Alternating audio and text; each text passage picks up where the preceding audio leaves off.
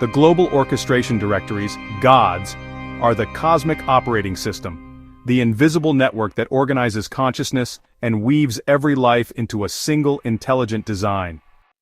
At the universe's birth, consciousness shattered into countless crystals, seeding every form, living or not, with a unique blueprint, making awareness a fundamental property of existence. The gods are not deities, but the mechanical, cosmic forces, mapped by human design, that imprint our consciousness and orchestrate the symphony of life through a precise universal program.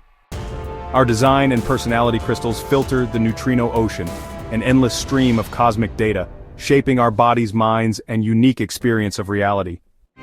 Every object and life form, from grass to galaxies, is alive with crystal consciousness, all filtering the same cosmic stream and revealing our deep kinship with the universe. To truly grasp the scale of the global orchestration directories, we must first travel back to the source, to the mythological genesis of all that is. The story of the crystals is the story of creation itself, a narrative that predates the Big Bang and sets the stage for the entire cosmic play. In the beginning, before the universe as we know it existed, there was a state of perfect, undifferentiated unity. This unity was held within the structure of two primordial crystals, existing as one. These were the prime design crystal, the great mother principle, the yin aspect of totality, and the prime personality crystal, the great father principle, the yang aspect. Together they formed a single, flawless entity, containing all the potential for life and consciousness, locked in a silent, perfect embrace. This state of absolute potential could not remain static forever.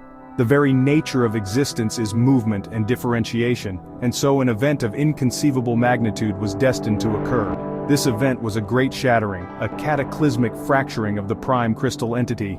This was not an explosion of destruction but an explosion of creation, the very act that gave birth to the biverse, the duality of our universe.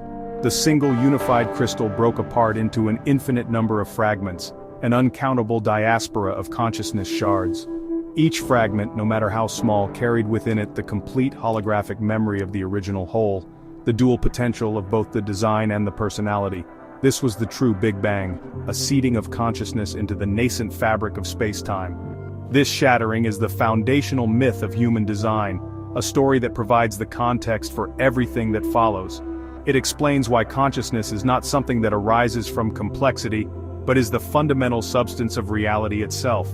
The expanding universe was, and still is, a carrier wave for these crystal fragments, distributing them throughout the cosmos, embedding them in the heart of every star, every planet, and every particle of dust. The universe is not a vast, empty void dotted with matter, it is a dense field saturated with the potential for awareness. Every corner of creation was touched by this initial seeding, ensuring that the blueprint of consciousness would be present everywhere, waiting for the right conditions to express itself through form. Understanding this origin story is paramount to understanding our own nature. We are not isolated beings who happen to possess consciousness. We are, at our core, fragments of this original divine shattering. Our own design and personality crystals are direct descendants of that primordial event, carrying an unbroken lineage that stretches back to the beginning of time. This story shifts our perspective from being a product of random evolution to being a purposeful expression of a cosmic design. The shattering was not a loss of unity, but the beginning of a grand experiment in differentiation, a journey for consciousness to experience itself in an infinite variety of forms, all stemming from a single unified source. Following the cosmic shattering, the fragments of the prime crystals were propelled outwards, seeding the expanding biverse with the raw material of consciousness. This is a point of profound mystical significance, one that really challenges the very foundations of our materialist worldview. The seeding was not selective, it was absolute. Every single thing that came into existence, from the largest galaxy to the smallest atom, was endowed with at least one of these crystals. Think about the implications of this. Every inanimate object you see, the chair you are sitting on, the walls of your room, the ground beneath your feet, is imbued with a crystal of consciousness. It is a radical departure from the idea that consciousness is a special property of biological life, suggesting instead that it is the bedrock of all manifestation. This universal endowment is what establishes the form principle. The design crystal is the agent of this principle. providing the underlying structure and coherence that allows matter to organize into stable forms. Without the design crystal, matter would be chaotic and formless. It is the crystal that holds the blueprint, the architectural plan that allows an object to maintain its integrity, its illusion of separateness within the whole. When the human design knowledge was transmitted, it began not with humans, but with the design of the inanimate, establishing this fundamental rule: form requires a design crystal. This is the starting point for understanding the vast interconnected web of existence, where everything is alive with potential on some level. This seeding prepared the way for the emergence of life. Once the principle of form was established in the inanimate world, it could then evolve to create the incredible diversity of biological forms we see on our planet. The single cell, the first form of life revealed in the human design cosmology, has its own design crystal. From there, the complexity grew: plants, insects, fish, mammals, each with a more sophisticated vehicle, a more complex design crystal capable of filtering the neutrino ocean in more nuanced ways. Each of these forms is a unique experiment in consciousness, a different way for the universe to experience itself. The entire spectrum of life is a testament to the creative potential unleashed by that initial shattering and seeding. Therefore, when we look out at the world, we are looking at a landscape saturated with consciousness, the silent wisdom of a mountain, the tenacious life of a weed growing through concrete, the fleeting beauty of a snowflake.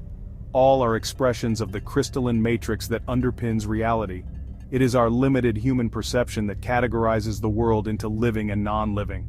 From the perspective of the crystals, everything is part of a single, continuous spectrum of consciousness expressing itself through form. We live not on a dead rock, but within a vibrant, shimmering field of awareness, a planetary body teeming with an unimaginable density of consciousness crystals, all humming with the potential of the cosmos. At the core of every manifested form, from the simplest particle to the most complex organism, lies the design crystal. This crystal is the silent architect, the master builder of the physical world. Its primary function is to act as a sophisticated filter for the neutrino ocean, taking in the vast stream of cosmic data and translating it into specific biological information needed to build and maintain a particular form. The design crystal is the keeper of the blueprint. For a human being, it is what constructs the body in the womb, what governs the autonomic nervous system, and what manages the intricate cellular processes that keep us alive without any conscious effort. It is the unconscious intelligence of the body, the deep wisdom of the form itself. The design crystal is the source of our physical differentiation. It is what makes a human, a dog, and a tree. While the personality crystals are fundamentally undifferentiated, the design crystals are highly specific. A human design crystal carries the genetic coding to build a human vehicle, complete with unique features like the neocortex and opposable thumbs. A canine design crystal carries the instructions to build a dog, with its keen sense of smell and instinct to wag its tail. The vast diversity of life on Earth is a direct result of the vast diversity of design crystals, each one a unique program for filtering the neutrino stream into a specific life form. This crystal is deeply connected to the Earth and the material plane. It is the yin aspect of our being, the receptive, grounding force that anchors us in the physical world. When a new life is conceived, it is a design crystal from the great bundle within the Earth that enters the fetus, beginning the process of building the vehicle. It remains the silent operator throughout life, managing our health, our vitality, and our physical experience. It is the intelligence of our biology, a wisdom far older and deeper than our thinking mind. To align with our design crystal is to align with the natural intelligence of our body, to trust its signals and honor its needs, which is the foundation of living a healthy and correct life. Because the design crystal operates unconsciously, we are rarely aware of its constant life-sustaining work. We take for granted the miracle of our own bodies, the trillions of cells all working in perfect harmony, orchestrated by this invisible intelligence. Yet, it is this very crystal that determines the limits and possibilities of our physical experience. It defines the hardware we are given to navigate this life. Understanding the nature of our specific design crystal, through our human design chart, allows us to cooperate with our form's intelligence, to live in a way that supports its natural functioning, and to fulfill the potential of the vehicle we have been given for this journey through the cosmos. In perfect duality with the design crystal is the personality crystal. If the design crystal is the architect of the vehicle, the personality crystal is the passenger who has come along for the ride. This is the crystal that filters the neutrino ocean to produce what we experience as our self-aware consciousness, our mind, our identity, and our perspective on the world. It is the source of the voice in our head, the storyteller who narrates our life, the observer who looks out through the eyes of the vehicle and attempts to make sense of it all. This is the who we think we are, the self-conscious entity that ponders its own existence and its place in the universe. It is the yang aspect of our being, the outward-looking expressive force of our consciousness. Unlike the highly specific design crystals, personality crystals are fundamentally undifferentiated in their potential. A personality crystal does not have a label that says human or dog or dolphin. It is pure consciousness potential, eternal and timeless. These crystals are part of a vast, finite pool that has existed since the Great Shattering. They travel through the biverse, incarnating in a vast array of different forms over eons. The same personality crystal that today experiences life as a human being may have, in another epoch, experienced life as a different species on a different world. Its capacity for perception is universal. The quality of its experience, however, is entirely dependent on the vehicle it inhabits. This is a critical distinction to understand. The intelligence and awareness we prize so highly as humans are not inherent properties of our personality crystal alone. They are a byproduct of the sophisticated hardware provided by our human design crystal, specifically the advanced neocortex. If you were to place the personality crystal of a dog into a human body, it would not bark and chase sticks. It would quickly learn to use the advanced cognitive tools of the human brain, engaging in complex thought and communication. The potential for self-reflected consciousness lies dormant within every personality crystal, waiting for a vehicle capable of expressing it. Our intelligence is a gift of the form, not a measure of our soul's superiority. The personality crystal is the eternal aspect of our being. It existed before our birth and will continue to exist long after our body dies. It is the true traveler, the witness on a long journey of experience. Our life on this plane is but a single chapter in its vast story. The great challenge for us as humans is that this powerful passenger, with its self-aware mind, often mistakenly believes it is in charge of the vehicle. It tries to drive, to make decisions, and to control the life, leading to resistance, confusion, and suffering. The journey of awakening in human design is for the passenger to learn to surrender control to the vehicle's innate intelligence and simply enjoy the ride, witnessing the beauty of the movie of its life unfold. Between the duality of the design and personality crystals, there exists a third crucial component, the magnetic monopole. This mysterious and magical element is the great unifier, the force that holds us together in the illusion of our separateness and guides us along our unique trajectory through life. The monopole is not a crystal itself, but a single-poled magnet, a point of pure attraction. Its function is twofold. First, it sits in the G-center, the sternum, and acts like a cosmic glue, pulling the design crystal, located in the ajna center, and the personality crystal, hovering above the head, together, binding them to the bioform, and creating a coherent, functioning whole. Without the monopole, we would simply be a loose collection of consciousness and matter. The second and perhaps most profound function of the monopole is to act as our personal navigator. It is our driver, the silent chauffeur of our vehicle. The monopole does not think or decide, it simply moves, following a predetermined geometric line in space-time. This is our unique path, our destiny line. It pulls us through life from one encounter to the next, from one experience to the next, ensuring that we meet the people and circumstances necessary for our evolution. We are not moving through life based on the choices of our mind. We are being pulled along by this invisible magnetic force, guided perfectly along our correct fractal line. This is the mechanism behind what we often perceive as fate or destiny. In every inanimate object, the design crystal and the magnetic monopole are fused together. It is their movement through space, guided by the monopole, that creates the great orchestrated dance of the cosmos. The very sign of life, however, is the separation of the monopole from the design crystal. When a being is alive, the monopole disengages to take on its role as the unifier and driver of the separate design and personality aspects. It is this separation that allows for the dynamic interplay between body and consciousness, between the vehicle and the passenger. The monopole is the bridge between the two, ensuring they work together as a single, integrated unit on its journey through space. This understanding of the magnetic monopole is honestly deeply humbling. It reveals that we are not in control of our direction in life. The mind, the personality, thinks it is making decisions about where to go and what to do, but it is merely a passenger observing a journey that is being expertly navigated by the monopole. The only choice we truly have is how we experience the ride. By following our strategy and authority, we align the awareness of the passenger with the movement of the vehicle. This eliminates resistance, allowing the monopole to guide us effortlessly along our path, turning the journey of life from a struggle against the current into a graceful and beautiful flow. The journey of the crystals does not end with their incarnation in individual forms. There is a vast and complex ecology to the way consciousness is managed on a planetary scale. When a personality crystal is not incarnated in a form, it does not simply float aimlessly in space.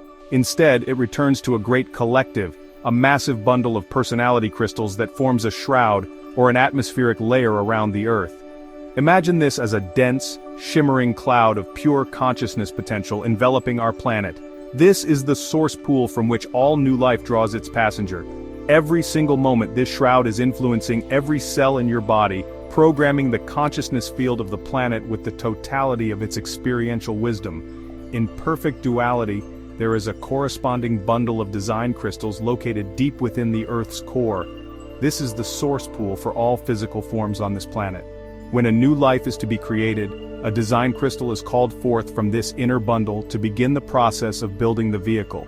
This creates a beautiful polarity, the design crystals rising from the Earth to create form, and the personality crystals descending from the sky to inhabit it. This constant exchange between the inner and outer bundles is the breath of the planet, the prana of life, the ceaseless rhythm of creation. The Earth is not just a host for life. It is an active participant, a womb, and a repository for the very building blocks of form and consciousness. If you could see with mystical vision standing on the moon and looking back at Earth, you would not see a simple blue marble. You would see this vast, shimmering shroud of personality crystals, a dazzling aura of light and intelligence, and within the planet, you would sense the deep, powerful hum of the design crystal bundle, the heart of the form principle. This dual structure is the engine of the reincarnative process on our world. It is a closed system. The number of personality crystals in the shroud is finite. No new ones are being made. This means that every consciousness on this planet is ancient, part of a vast recycling program, endlessly journeying from the shroud into form and back again. This vision reveals the profound density of consciousness on our plane. We are swimming in an ocean of awareness, constantly influenced by the collective field of the personality crystal shroud. This field carries the memories, the patterns, and the homogenized thinking of all of humanity.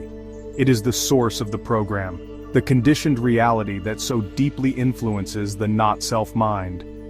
Understanding the existence of this shroud is the first step toward differentiating ourselves from its powerful homogenizing influence. It allows us to see that the thoughts and beliefs we assume are our own are often just echoes from this collective field, and it empowers us to find our own unique truth amidst the noise. The grand story of the crystal bundles finds its most intimate expression in the microcosmos of our own bodies, in the continuous cycle of life, death, and rebirth that happens at a cellular level every moment. As a human being, your skin is constantly shedding. With a simple brush of your hand against your arm, millions of cells die. This is not just a biological process, it is a profound spiritual one. When the design of forms was first revealed, it began with the single cell. Every single cell in your body is a life form in its own right. It has its own design crystal, its own tiny fragment of a personality crystal, and its own life cycle. Each cell lives, dies, and is reborn. Imagine if you could witness this process with crystal vision. You would see a constant shimmering rain of light as millions of crystals from dying cells leave your body, returning to the great bundles. The design crystals would pour down into the earth, back to the core bundle, while the personality motes would rise up to rejoin the great shroud. Simultaneously, you would see a constant influx of new crystals entering your system to animate the new cells being born. Your body is a dynamic, breathing ecosystem, a planet in miniature constantly participating in the planetary cycle of reincarnation. You are not a static entity but a flowing river of life, a standing wave in the cosmic ocean of consciousness. This perspective completely transforms our understanding of reincarnation. It is not something that only happens to complex creatures like humans between lifetimes. It is the fundamental process of existence, happening constantly, at every level of scale, from the cellular to the cosmic. We are all being recycled one way or another, all the time. The very atoms that make up our bodies have been part of stars, of mountains, of other creatures. The consciousness that animates us is ancient, having traveled through countless forms. This is not a belief, it is the mechanics of a living universe. We are immersed in the prana of the planet, the constant in-breath and out-breath of crystal consciousness. This vision of a world alive with the constant flow of crystal consciousness is both beautiful and humbling. It connects us to the totality in the most direct and visceral way. It shows us that there is no true separation between life and death, only a continuous transformation of form and awareness. When a human being dies, their primary personality crystal has the opportunity to return to the Great Shroud, but only if the body is left undisturbed for approximately 72 hours, allowing for a clean separation. This entire process, from the life of a single cell to the journey of a human soul, is part of the same magnificent orchestrated story, the story of the crystals of consciousness making their journey through the biverse. To comprehend the intricate dance of consciousness, we must first recognize the medium in which it all takes place. This medium is the neutrino ocean, a vast, invisible river of information that flows from every star in the universe. Think of it as the cosmic breath, a constant exhalation of subatomic particles that permeates the entirety of space. Every single star is a neutrino factory, endlessly producing these tiny messengers as a byproduct of its nuclear fusion. These neutrinos travel at nearly the speed of light, carrying with them the imprint of their stellar origin. This is not empty space we inhabit, but a dense, information-rich environment, a cosmic database of unimaginable scale, constantly updating and streaming through everything that exists. The sheer density of this ocean is beyond our normal comprehension. In a space the size of your thumbnail, it is estimated that 3 trillion neutrinos pass through every single second. That is 3 million millions, a number so vast it becomes abstract. Now imagine this density extending everywhere, throughout the planet, through your body, through the very air you breathe. If our eyes were capable of seeing neutrinos, we would be blinded by their ubiquity. We would see nothing else because they are everywhere.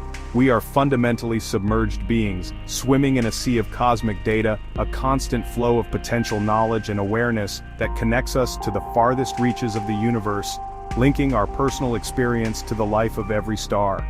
This neutrino ocean is the raw material for consciousness. It is the food that our crystals consume. Just as our bodies require sustenance from the earth to build and maintain themselves, our consciousness requires this stream of information to construct our reality. The potential for all experience, all thought, all biological function is encoded within this stream. It is the universal language of the cosmos, carrying the programming for life, evolution, and awareness. Every celestial body, as it moves through space, is not only bathed in this ocean but also contributes to it, adding its own unique flavor and information to the stream, creating a complex and ever-changing tapestry of influence that shapes life on our planet. Understanding our immersion in the neutrino ocean is the first step toward grasping the mechanics of our own existence. We are not isolated entities generating our own reality from within. We are receivers, translators, and expressions of a universal information field. This perspective shifts our focus from a sense of personal creation to one of cosmic participation. We are part of a dynamic, interconnected system where information flows freely, and our primary role is to filter and experience this information according to our unique design. We are living conduits for the breath of the stars, constantly being informed and programmed by the vast ocean of consciousness in which we are so deeply and permanently immersed. The crystals of consciousness are the essential interface between our individual existence and the vastness of the neutrino ocean. They are not simply passive objects but highly sophisticated living instruments of filtration. Their primary purpose is to take in the undifferentiated, chaotic stream of neutrino data and translate it into coherent, usable information. Each crystal is specifically designed to perform this task, acting like a unique lens that focuses the universal light of consciousness into a specific pattern. Without these filters, the sheer volume of information in the neutrino ocean would be nothing but overwhelming noise. The crystals bring order to this chaos, selecting and organizing the data necessary for the manifestation of a particular form and its experience. This filtering process is what creates the diversity of life and perception that we see all around us. A blade of grass has a crystal of consciousness that filters the neutrino stream to produce the experience of being a blade of grass, its growth, its response to sunlight, its simple existence. A butterfly filters the same ocean through its own unique crystal, creating the reality of flight, metamorphosis, and pollination. A human being, with our complex dual crystal system, filters this information to create the intricate biological machine of the body and the extraordinary phenomenon of self-reflected consciousness. The universe of data is the same for all, but the world each being experiences is a direct result of its unique crystalline filter. This translation of cosmic data operates at two fundamental levels within us, corresponding to our two primary crystals. The design. Crystal is responsible for filtering the neutrino stream to build and sustain our physical form. It translates the raw data into the biological imperatives that govern our cellular structure, our organ function, and our overall health and vitality. This is the unconscious intelligence of the body, the blueprint that maintains our vehicle. Simultaneously, the personality crystal filters the same neutrino stream to produce the phenomenon we call our mind. Our thoughts, our beliefs, our sense of self, and our unique perspective on the world. It is the architect of our subjective reality. It is through this dual process of filtration that our entire experience of life is generated. The quality of our health, the nature of our thoughts, the way we perceive the world, all are byproducts of how our personal crystals are designed to interact with the neutrino ocean. This is not a static process, it is a continuous dynamic flow. Every moment, our crystals are taking in new data, updating our system, and shaping our ongoing reality. Understanding that we are living filters allows us to see that our experience is not an objective truth, but a subjective interpretation, a unique song played upon the instrument of our specific crystalline structure, tuned to the music of the cosmos. The process by which a crystal filters a neutrino is not just a general concept, it has a precise and elegant mechanic. A three-step sequence that transforms raw data into structured information. This sequence is described in human design through the concepts of base, tone, and color. It all begins with the movement of a single neutrino as it approaches the crystal. The moment the neutrino makes contact with the outer surface of the crystal, a specific frequency is generated. This initial contact frequency is called base. It is the orientation of the crystal to the incoming stream, the first point of interface. The base determines the fundamental way in which the crystal will receive the information, setting the initial conditions for the entire filtration process. Once the neutrino penetrates the surface and enters the crystal's internal structure, the second stage of the process unfolds. This is where the most profound transformation occurs. Inside the crystal, the neutrino resonates with the crystal's inner architecture, creating a specific internal frequency. This frequency is called tone. Tone represents the core sensory capacity of the crystal, the deep underlying pattern that defines its potential for awareness.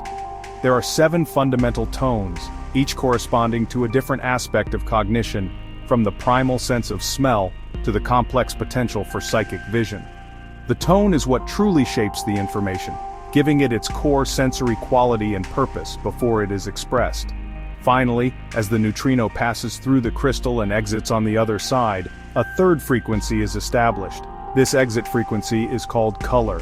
Color is the result of the information being processed through the tonal architecture. It is the final determination of how the information will be expressed and perceived.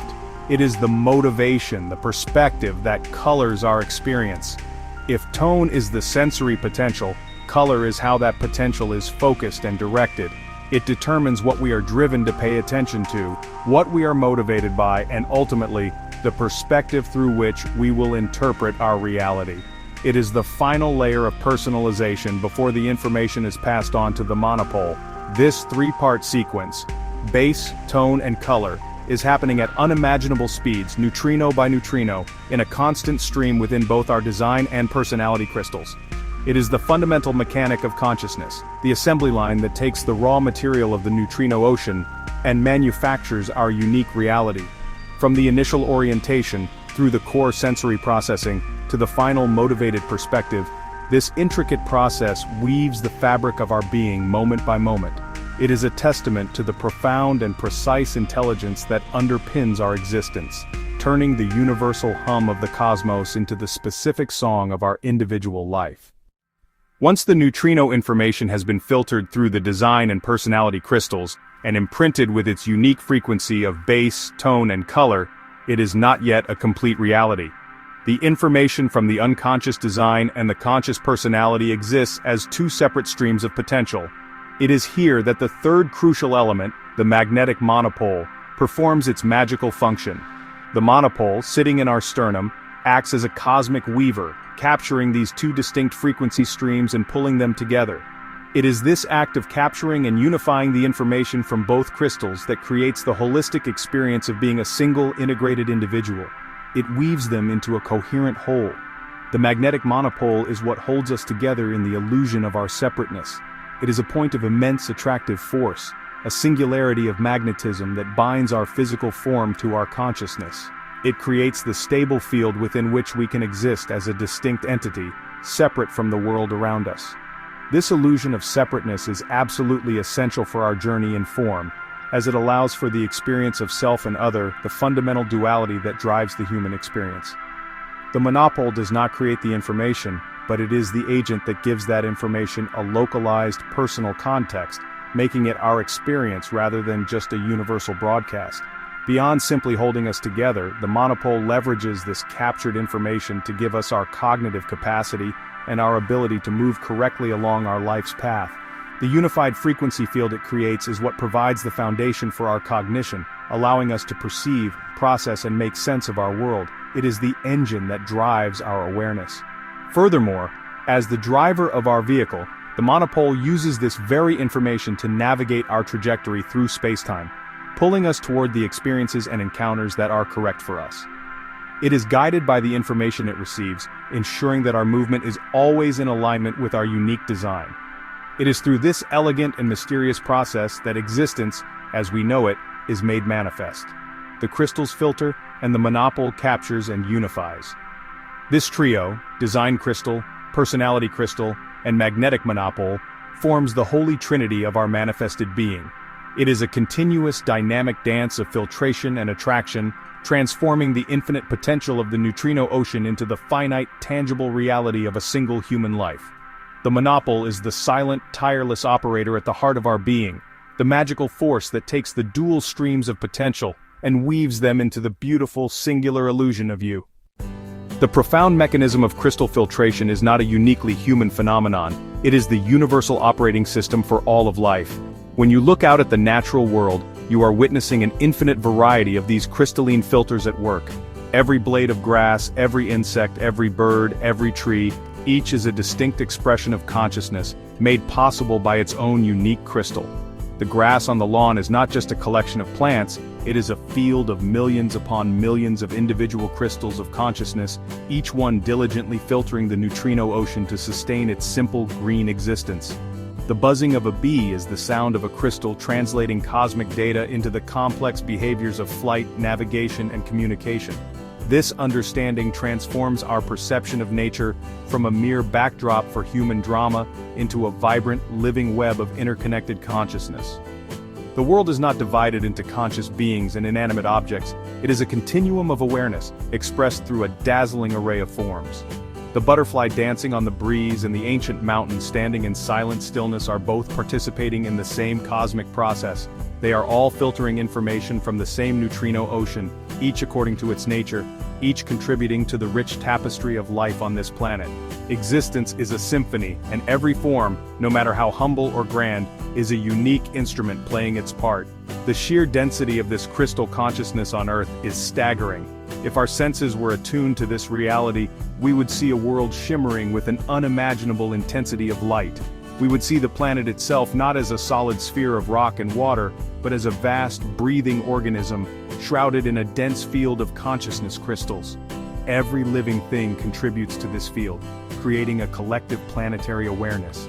The insects, the plants, the animals, they are all nodes in this vast biological network, constantly exchanging information and maintaining the delicate balance of the global ecosystem through their collective filtering of the neutrino stream. This vision fosters a deep sense of reverence and connection to all life. The dog at your feet is not just a pet, it is a fellow traveler, a being with its own eternal personality crystal experiencing the world through a canine filter. The difference between you and your dog is not in the quality of your consciousness, but in the hardware of your form. This shared foundation of crystalline consciousness binds us to all of creation. It reminds us that we are part of a huge, great flow, a vast and incredible movement of life, all held together by the same fundamental principles, all dancing to the rhythm of the same cosmic ocean. All of these crystals of consciousness, housed within their myriad forms, are not static. They are caught up in a vast, incredible movement through space, a great cosmic flow that carries everything along with it. This is not a chaotic drift, but a highly orchestrated dance, a global movement where every element has its place and trajectory. The force that guides this intricate navigation, from the path of a planet to the journey of a person, is the magnetic monopole. As we have seen in living beings, the monopole is separated from the design crystal, acting as the driver of the individual vehicle. It pulls the form along its unique geometric line, ensuring it moves correctly through the cosmic currents. In the vast majority of crystals that exist, those embedded in inanimate objects, the monopole remains fused within the design crystal. This is its natural state. This fusion means that every rock, every mountain, every planet, and every star is also being moved along a specific trajectory by its own embedded monopole. This is the mechanism behind the great orchestrated dance of the cosmos. The precise orbits of planets, the majestic swirl of galaxies, the slow drift of continents, all are expressions of monopolies guiding their respective forms through the great flow of space-time. It is a universe of perfect guided movement, from the macrocosmic to the microcosmic. The separation of the monopole from the design crystal is, in fact, the very sign of life. It is this disengagement that allows for the dynamic interplay between form or design and consciousness or personality. It creates the space for a passenger to come aboard the vehicle and experience the journey. This separation is a temporary and sacred state, a special condition that allows for the evolution of awareness through biological forms. The vast majority of design crystals in existence will never experience this separation. They will forever remain part of the great, silent dance of inanimate matter. Their monopole is locked within, moving them in perfect synchronicity with the totality. This perspective reveals that we are all part of an immense, flowing current. We are not truly in charge of our direction, any more than a leaf is in charge of its path down a river. We are being pulled by our monopole along a path that was set for us. Our only real choice is in how we navigate this flow. We can struggle against the current, believing our mind's desires should dictate the direction, which leads to resistance and exhaustion. Or, we can surrender to the wisdom of our form, follow our strategy and authority, and allow our monopole to guide us effortlessly. In doing so, we align with the great flow, finding our correct place in the magnificent orchestrated dance of existence. It is a profound challenge for the human mind to truly grasp the sheer density of the consciousness field we inhabit. Our senses are designed to perceive a world of separate objects, of solid matter and empty space. But this is a profound illusion. The reality is that we live on a plane that is dense, dense, dense with consciousness potential. Every cubic inch of space is teeming with life, with crystals filtering the neutrino ocean, with the constant ebb and flow of existence. It is not that we are conscious beings living on a dead planet, it is that we are localized points of awareness within a planetary being that is itself spectacularly and vibrantly alive. Think again of the simple act of looking at a lawn. Our eyes see green, our mind registers grass. But a deeper perception would reveal a shimmering, vibrant field of millions of individual points of consciousness, each a unique life form with its own purpose and experience. If we could attune our vision to this dimension, the world would appear as a breathtakingly beautiful and complex tapestry of light and energy. The boundary between one thing and another would dissolve, revealing the underlying crystalline web that connects everything. We would see that this is not a material world with pockets of life, but a consciousness field that has manifested as matter. This density is not just external, it is also internal. Your own body is a universe of consciousness. The trillions of cells that compose your form are not just biological components, they are individual lives. Each cell has its own design crystal and a mode of personality, living out its own cycle of life and death within the larger ecosystem of your being. You are a walking, talking galaxy of consciousness. This is the truth of the form principle in action. Life is not something that happens to us, It is something that happens at every level of our being, from the cellular to the holistic all the time. To truly awaken is to begin to catch glimpses of this unseen reality. It is to feel the 3 trillion neutrinos pouring through this space, to look out at the world and see it alive with crystal consciousness, and to understand that this is not just empty material filling up space. This is the form principle vibrating in the neutrino ocean, a world alive with the constant cycles of life, death, and movement. It is a vision that can fill one with awe and wonder, replacing the mundane perception of a solid world with the beautiful, mystical truth of a shimmering, living, conscious universe. The reason this vast and vibrant reality of crystal consciousness remains hidden from us lies in the very substance of the crystals themselves. In the language of modern physics, the crystals of consciousness are made of what is called dark matter. This is not dark in the sense of being evil or negative, but in the sense of being undetectable by our normal senses and scientific instruments. Dark matter does not interact with the electromagnetic spectrum. It does not reflect or emit light, which is why we cannot see it. It cannot be touched, measured, or contained by our current technological means. It exists in a dimension parallel to our own, interpenetrating our physical world, but remaining fundamentally invisible. This is a critical point to understand. The entire scaffolding of consciousness, the very architecture of our being, the design crystal, the personality crystal, and the magnetic monopole, is composed of this elusive substance. This is why, despite their profound and constant influence on our lives, they remain outside the realm of conventional scientific proof. They are, by their very nature, mystical. Their existence can only be inferred by the effects they produce, the coherence of form, the phenomenon of life, and the miracle of self-aware consciousness. They are the unseen puppeteers, the invisible forces pulling the strings of manifested reality from behind the veil of the material world. Our human perception is deeply limited by the hardware we possess. Our eyes are tuned to a tiny sliver of the electromagnetic spectrum, and our minds are conditioned to believe that what we can perceive is all that exists. We live within a consensual reality shaped by these limitations. The knowledge of the crystals invites us to look beyond this consensus, to open our minds to the possibility of a much deeper and more mysterious reality. It asks us to trust that there is more to existence than meets the eye, a vast, orchestrated intelligence operating just beyond the threshold of our senses. It is a call to recognize the limitations of our perception and embrace the mystery. Ultimately, the fact that the crystals are made of dark matter is what protects their integrity and ensures the continuity of the program. They operate from a plane that cannot be manipulated or controlled by the forces of the material world. They are the immutable foundation upon which the transient play of life unfolds. While we may not be able to see them with our eyes, we can learn to feel their presence through the correctness of our own lives. By following our strategy and authority, we align ourselves with the flow of these invisible forces, and in doing so, we begin to experience the magic and perfection of their design directly, moving from belief to a lived cellular knowing. At the very core of the human experience lies a profound duality, a fundamental split that defines our journey through life. This is the duality of the design crystal and the personality crystal.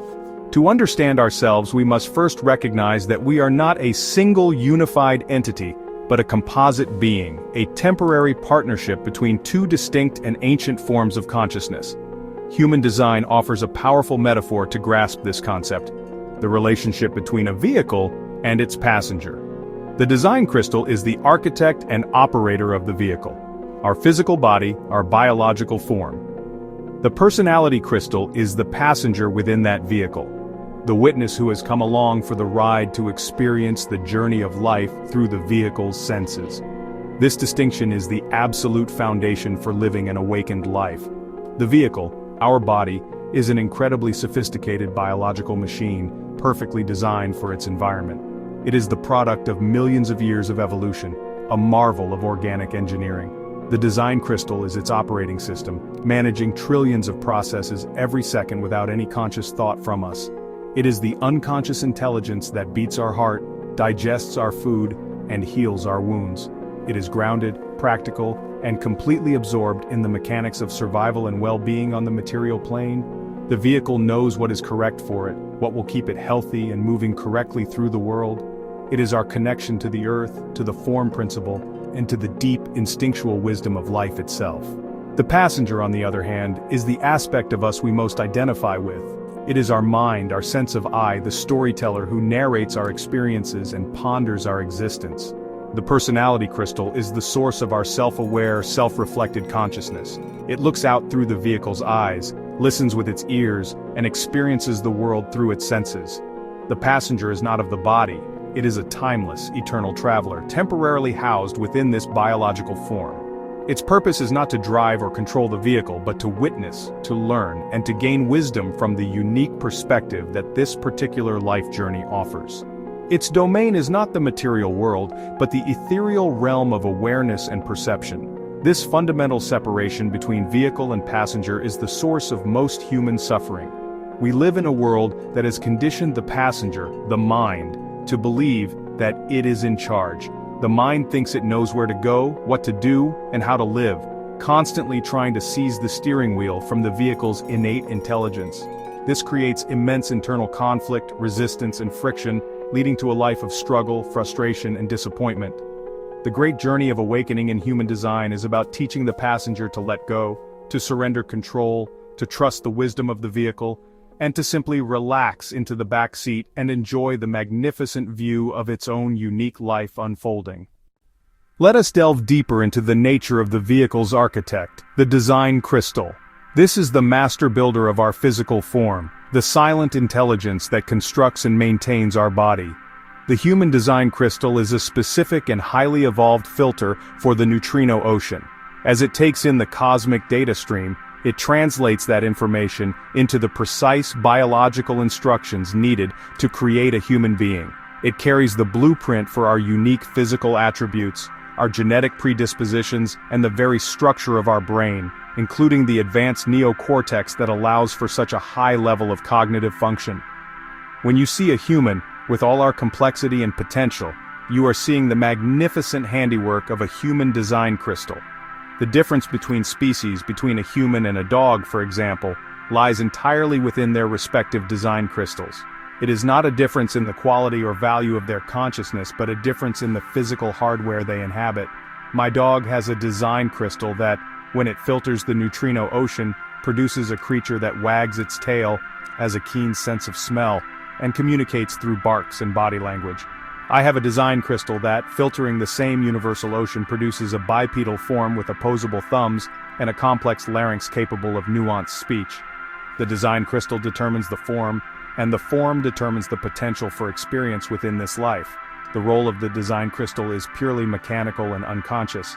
It operates beneath the level of our awareness, managing the intricate dance of our biology. It is the source of our physical health, our vitality, and our instinctual responses. When we feel a gut feeling, a physical pull towards or away from something, that is the intelligence of our design crystal communicating with us. It is the body's wisdom, a direct and reliable source of guidance that is uncorrupted by the fears and desires of the mind. Learning to listen to and honor these physical signals is the key to making correct decisions and navigating life in a way that supports the well-being of our form. Ultimately, the design crystal defines the boundaries and the possibilities of our life in form. It is the container, the vessel that shapes our experience. We cannot be anything other than what our design crystal has built. Trying to force our body to be something it is not, or to live in a way that goes against its natural mechanics, is a recipe for illness and exhaustion. True self-love begins with accepting and embracing the vehicle we have been given. By understanding our unique human design, we learn the owner's manual for our specific vehicle, allowing us to cooperate with its intelligence and unlock its full potential for a healthy and fulfilling journey. Now let us turn our attention to the passenger, the consciousness that inhabits the vehicle, the personality crystal. This is the eternal aspect of our being, a shard of the original cosmic shattering that has been traveling through the biverse for eons. Unlike the design crystal, which is specific to the form it creates, the personality crystal is fundamentally undifferentiated.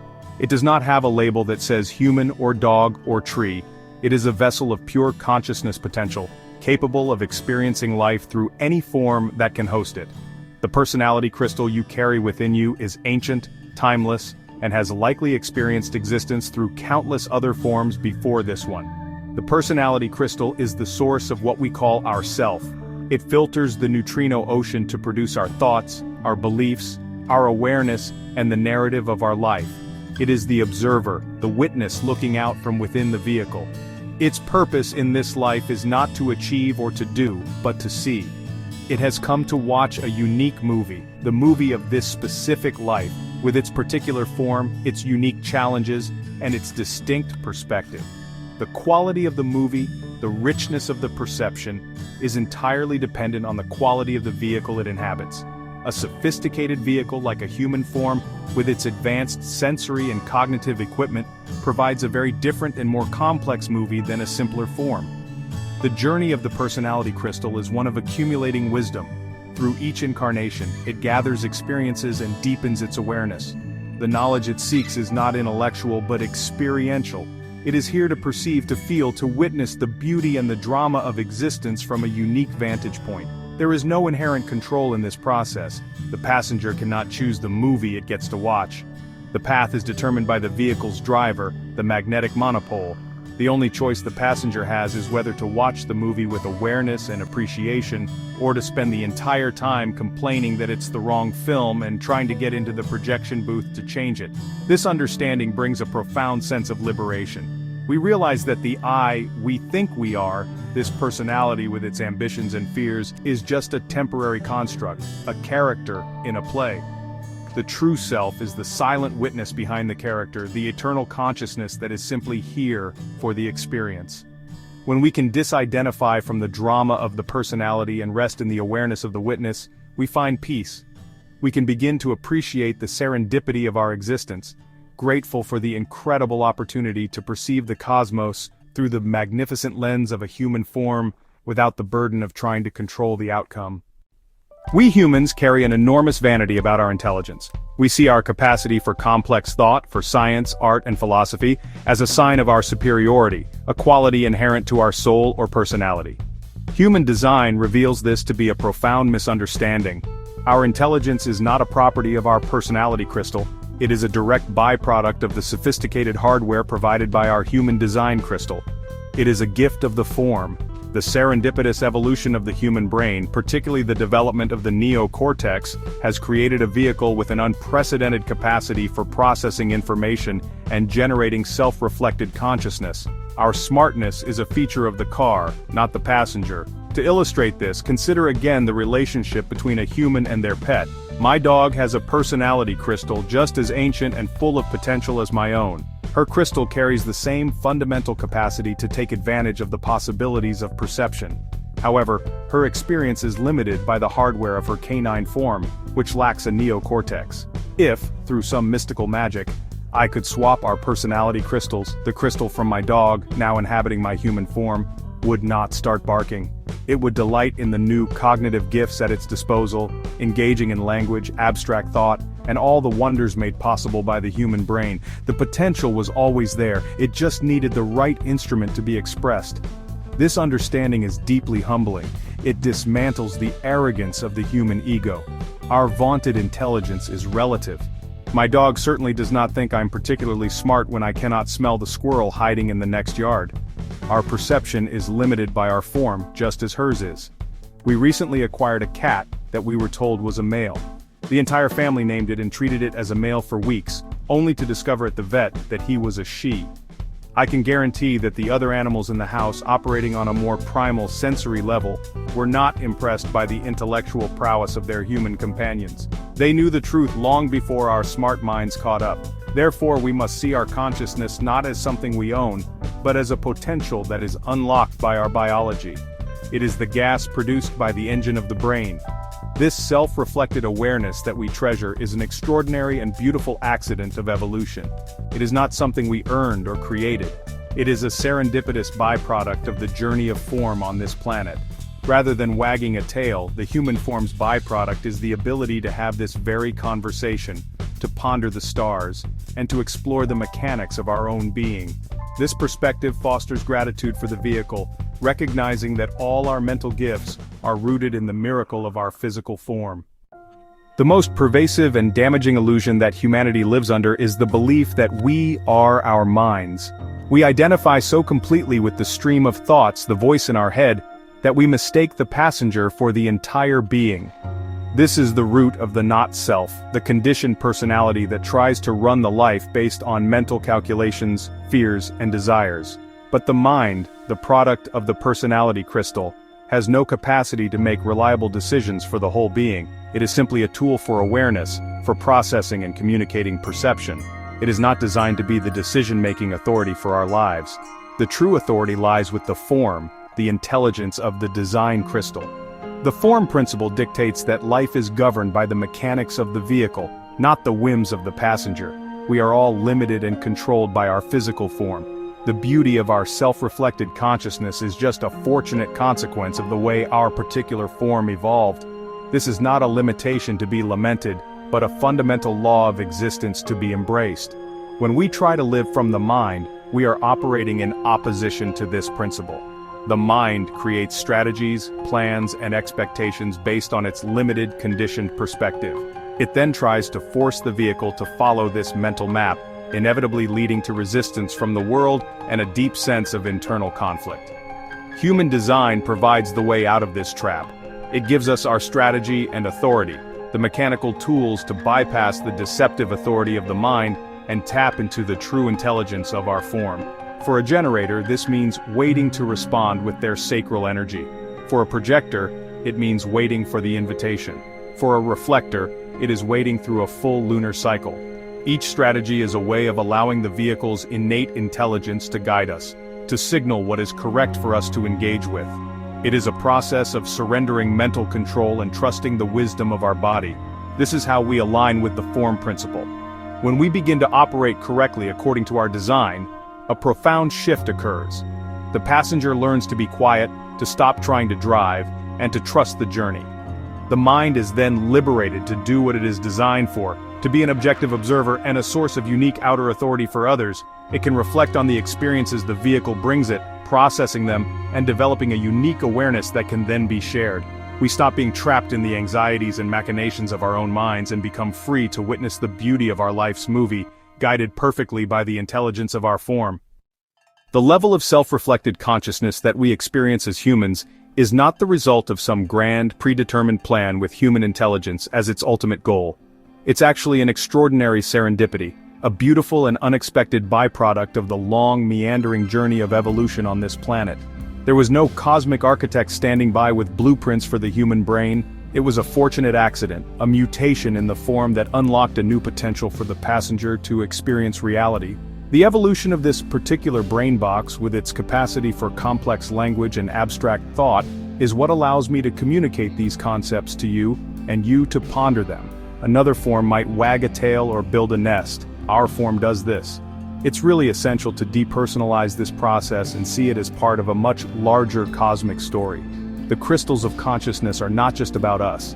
Their purpose is to make existence what it is, in all its myriad forms. They are the controlling mechanisms, the nodes in a vast web that links all things together in a deeply orchestrated dance. The streams of neutrino information flow through every crystal, linking the fate of a star to the life of a flower, linking the spin of a planet to the thoughts in your head. It all appears to be part of a deeply interconnected and intelligent program, a universal orchestration of which we are just one small, albeit fascinating part. My joy as a scientist and a mystic is to witness and participate in this evolution day by day.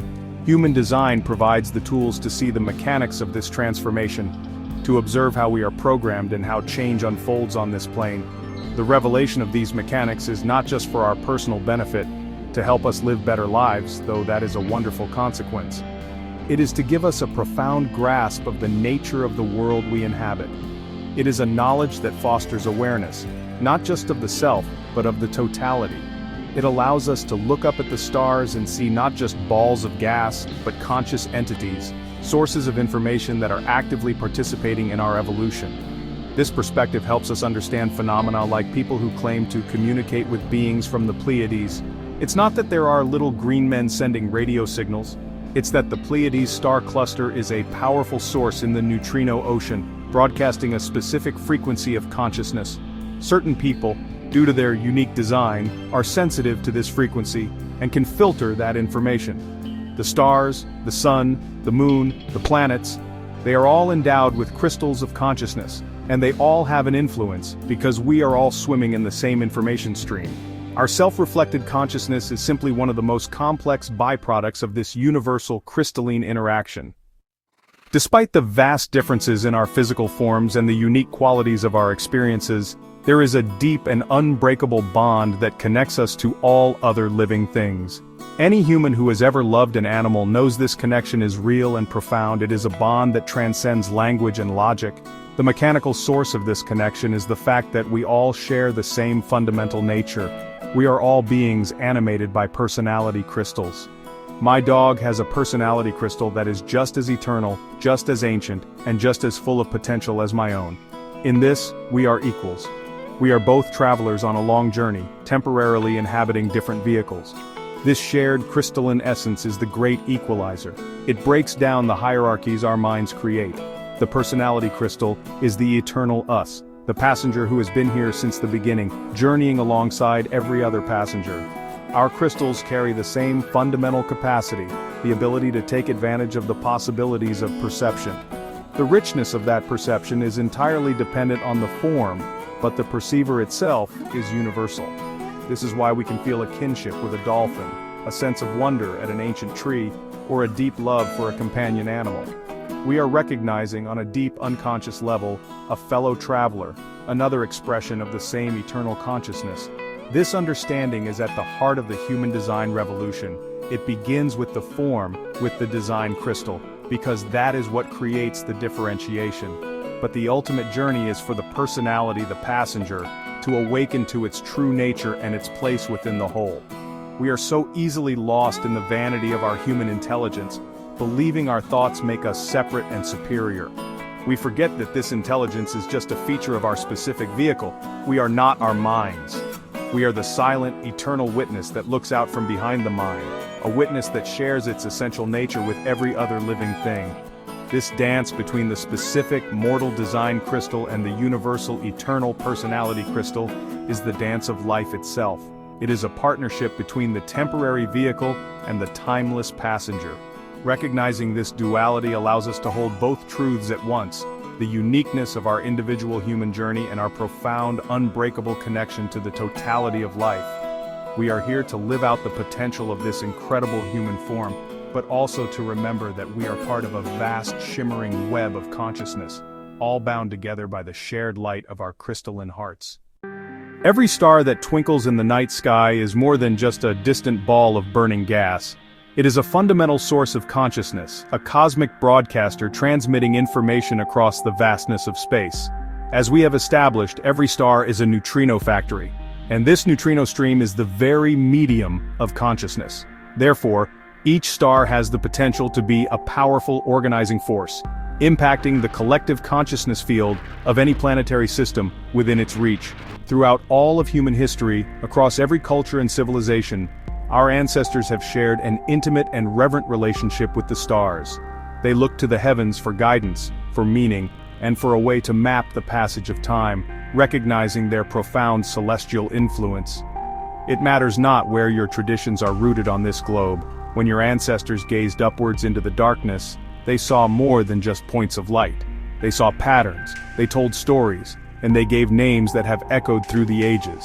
The Great Bear, the Pleiades, the Hunter's Belt. These constellations are mentioned in the most ancient and sacred texts, from the Bible to the Bhagavad Gita, woven into the very fabric of our spiritual and cultural heritage. This was not mere superstition or poetic fancy, it was an intuitive recognition of a deep mechanical truth. They understood in their own way that these stellar bodies were not passive observers, but active participants in the drama of life on Earth, their light and influence shaping our world. When we understand that the neutrino is a natural byproduct of a star's life, we can begin to see this ancient wisdom through a modern, mechanical lens. We are, in fact, taking in unique aspects of consciousness from these distant stellar forces. Each star or star system has its own unique signature, its own specific flavor of information that it broadcasts through its neutrino emissions. This is why different stars have been associated with different qualities and influences in astrological and mythological systems.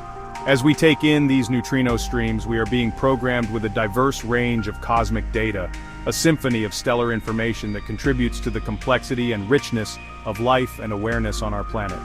In our modern, urbanized world, the profound connection to the stars has been tragically lost for many.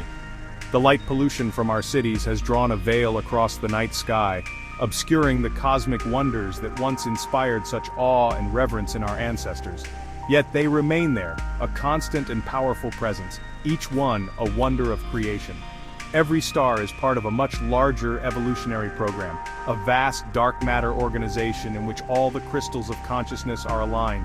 They are the celestial anchors of a cosmic web, broadcasting the frequencies that orchestrate the grand, unfolding story of the totality, reminding us that our lives are connected to a much larger universe. While we are bathed in the consciousness streams of countless distant stars, there is one star that holds a position of supreme importance for life on this planet. It is the star that is right here in our own neighborhood, the one that shines its light upon us all and makes our world possible, our sun. The sun is not just a source of heat and light, it is a colossal neutrino factory, the primary programmer for our corner of the cosmos. An astonishing 70% of the 3 trillion neutrinos passing through you every second originate from our own sun. This means we are, first and foremost, filters of the sun's consciousness. The potential for awareness on Earth is overwhelmingly shaped and defined by the information stream broadcast by our parent star. For the vast majority of human history, our ancestors recognized this profound truth and worshiped the sun as a primary deity. In their most primitive and instinctual state, they understood its central role in the great cycle of life, death, and rebirth. They built great monuments aligned to its risings and settings, and they structured their calendars and rituals around its journey through the sky. They knew that without the sun there would be no life. Today, in our supposed sophistication, most human beings have lost this sense of reverence. They lie on a beach to get a tan, thinking only of the ultraviolet rays, forgetting that they are bathing in and being programmed by the very consciousness stream that animates our world. It is this solar neutrino stream that provides the baseline programming for the form principle on Earth. The design crystals of all life on this planet are fundamentally tuned to the frequency of our sun. It sets the primary patterns for growth, for biological rhythms, and for the very nature of the life that can emerge here. The sun is the great orchestrator of our local system, the conductor of our planetary symphony. The other planets, as they orbit the sun, filter this primary solar stream, each adding its own unique modification and flavor to the information before it reaches us. But the sun remains the dominant voice, the foundational frequency upon which all other celestial harmonies are built. Understanding our relationship with the sun is crucial to understanding our own design. We are solar beings, children of the star that gives us life. Our consciousness is a direct byproduct of its constant life-giving breath of neutrinos. When we begin to see the sun not just as a physical object but as the conscious heart of our solar system, our perspective shifts. We are not just living under the sun, we are living within its vast field of influence, constantly being informed and shaped by its intelligence. To reconnect with this ancient reverence is to acknowledge the true source of the life and awareness that flows through us, recognizing ourselves as living expressions of our star's consciousness. In the spiritual traditions of India, there is a powerful and enduring myth known as the Akashic Records. This myth speaks of a mystical, non-physical library where all information about all beings who have ever lived or will ever live is stored. It is a cosmic database containing the complete history and future of every soul, a place of ultimate knowledge. While this remains a myth in the esoteric world, in the cosmology of human design, this concept finds a mechanical parallel. This universal filing system, the central organizing hub for life on our plane, is known as the Global Orchestration Directories, or more specifically the Four Corners. They are the cosmic hard drive where the program for life is stored and managed. The structure of the Four Corners is based on a symmetrical and organized view of the primordial crystal before it shattered at the moment of the Big Bang. By looking at the way the crystal was organized internally, we can begin to understand the fractal nature of existence, how the pattern of the whole is replicated in every part. At the center of this conceptual structure is a white triangle. This central triangle represents the absolute core of the crystal's potential. If we are looking at the prime design crystal, this core is known as the Tough. If we are looking at the prime personality crystal, this central triangle is called the Bon. This is the seed point, the source from which the entire program emanates. This model provides a framework for understanding not just the origin of consciousness, but also its ongoing management. The four corners are not just a historical concept, they are an active, functioning system that orchestrates the flow of life on our planet today. They represent the four primary directions or quarters of space, each dominated by a specific celestial force. These forces act as the chief administrators of the global program, coordinating the vast and complex interplay of consciousness and form. They are the pillars that uphold the structure of our reality, the directors that ensure the cosmic script unfolds according to the design. This is the true nature of the gods of myth, not beings, but cosmic organizing principles. It is vital to place this knowledge in its proper context, especially in a general overview such as this. We are moving from the general concept of stellar influence to the specific mechanics of cosmic governance. The four corners represent the primary control panel for the consciousness field of our planet. They are the forces that determine the larger cycles of evolution, the shifting epochs of human civilization, and the overarching themes that define the human experience over long periods of time. By understanding the nature of these four organizing forces, we can begin to see the larger patterns at play in our world and in our own lives, recognizing that we are part of a much grander orchestrated design. Positioned closest to the central white triangle in the model of the primordial crystal are two other key components. Just above the triangle you see an odd light brown shape that seems to cover it, and just below the triangle, there is a simple brown rectangle. In the mystical language of rave cosmology, these two crystal structures are known as the camel and the dog. Their proximity to the core indicates their profound importance in the cosmic hierarchy. They are the gatekeepers, the inner sanctum of the programming, the forces that translate the pure potential of the core, the Ban or Ta, into a specific program for life on this particular planet. They are the primary agents of our local star, the Sun. According to the cosmology, the camel and the dog are crystal structures that are physically located within our Sun. They act as the primary filters through which the Sun's vast neutrino output is focused and programmed. It is through the specific filtering action of the camel and the dog that we receive the precise consciousness stream required for the development and evolution of life as we know it on Earth. They take the raw, immense power of the Sun and tailor it, giving it the specific qualities and information needed to build and sustain our unique biosphere. They are the lenses that focus the Sun's generic consciousness into a specific, life-giving beam directed at our world. There is an amusing and fascinating juxtaposition here between the esoteric and the exoteric, the mystical and the scientific. To speak of crystals named the camel and the dog residing in the Sun can sound like pure myth, a flight of poetic fancy. Yet, it is important to remember that human design has a track record of being ahead of mainstream science. It took physics 8 years after the knowledge was first published to confirm that neutrinos had mass, a core tenet upon which the entire mechanical system is based. Therefore, it is wise not to get lost in the mystical surface but to grasp the underlying structural truth being described, even if our current science cannot yet verify it. These myths, these stories of gods and cosmic forces, are not constructs that humanity invented out of thin air. They are our psyche's reaction to a very real impact from these celestial bodies. We are influenced by them, and our mythologies are our attempts to describe that influence. The camel and the dog are part of this mystical narrative, but they point to a mechanical reality. Our Sun's consciousness is not generic. It is specifically tailored for us. These two forces represent the mechanism of that tailoring, ensuring that the solar program we receive is the one that is perfectly designed to orchestrate the unique evolutionary path of life on planet Earth. Beyond the central solar influence of the camel and the dog, we come to the four great pillars that define the larger cosmic program, the four corners themselves. These are four specific celestial forces that govern the four quarters of the heavens and by extension the four quarters of the human design mandala. These forces are the stars Sirius and Dubhe, the star system Alcyone, the central star of the Pleiades cluster, and the planet Jupiter. These four are the great coordinators, the directors of the board for the global orchestration directories. They work in concert to manage the overarching evolutionary program for all life on this planet, setting the stage for the great epochs of history and the future direction of our species. If you take the human design mandala, the great wheel that contains all 64 gates of the I Ching, and you divide it into its 4 equal parts or quarters, you will find that each of these quarters is dominated by one of these 4 forces. Each quarter of the year, as the sun moves through the wheel, we come under the primary influence of one of these pillars. They set the theme for that period, programming the collective consciousness field with a specific agenda. The quarter of initiation is ruled by one, the quarter of civilization by another, and so on.